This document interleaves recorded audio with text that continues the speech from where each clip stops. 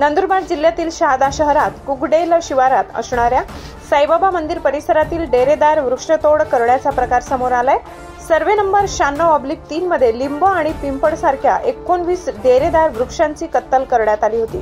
विशेष म्हणजे याबाबत वन विभागाला तक्रार केल्यानंतर वन विभागाने या ठिकाणी पंचनामा केला, मात्र त्याला 24 तास उलटत नाही।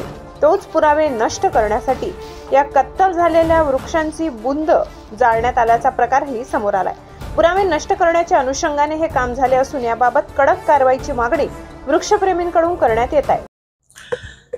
मी शिवाजी रत्न पारखे, वनक्षेत्रपाल शहादा। आमच्याकडे मौजे कुकडेल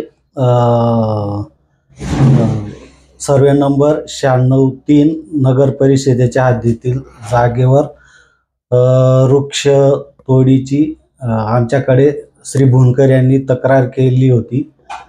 तर आम्ही तिथे जागेवर गेलो, तक्रारदारांना पण बोलवलं, पण ते पण आले नाही। आणि जे 96/3 मधील ज्यांची जागा आहे त्यांना पण संपर्क केला, तरी ते पण नाही आले। तर आम्ही तिथे पाहणी केली तर 19 झाडांची तोड झालेली होती।